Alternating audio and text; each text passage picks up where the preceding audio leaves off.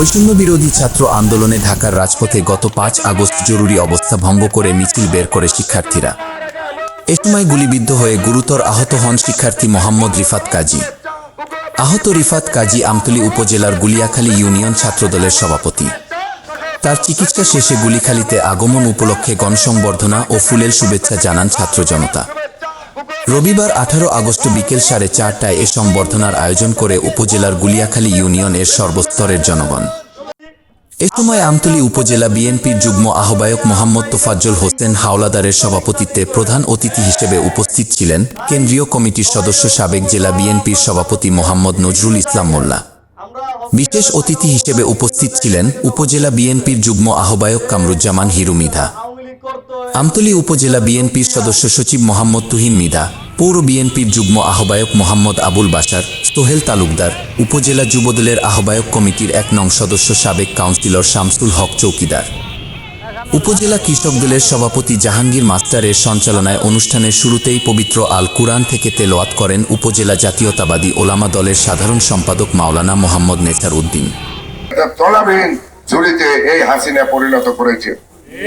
বাংলাদেশে অনেকে 15ই আগস্ট করতে চেয়েছিলেন। 15ই আগস্ট শেখ মুজিবকে হত্যা করে গণতন্ত্র পুনরুদ্ধার করা হয়েছিল। সেটা শোক দিবস না, সেটা একটা গণতন্ত্র পুনরুদ্ধার দিবস হিসেবে পালন করা যায়। আবার এই শেখ হাসিনার পতন ঘটিয়ে ছাত্র জনতার আন্দোলনের মুখে শেখ হাসিনা বাধ্য হয়েছে ভারতের দিল্লিতে গিয়ে আশ্রয় নিতে। আজকে 5ই আগস্ট পুনরায় আবার গণতন্ত্র পুনরুদ্ধার দিবস পালন করা যায় বাংলাদেশে।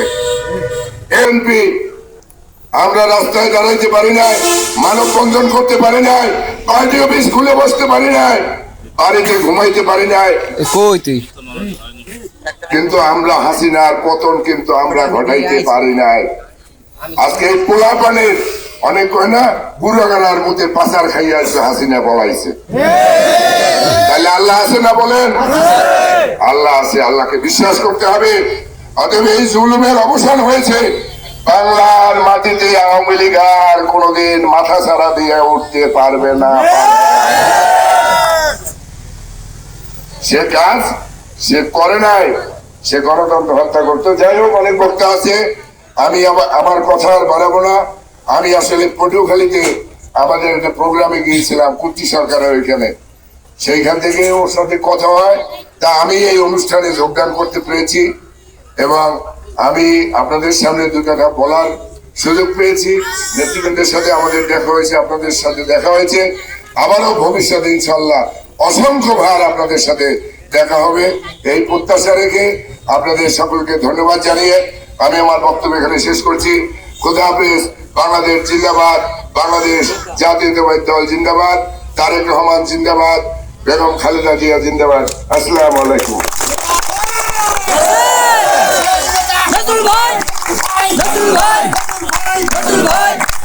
বরগুনা থেকে মিথুন কর্মকারের পাঠানো তথ্যচিত্রে ডেস্ক রিপোর্ট, মিশন 90।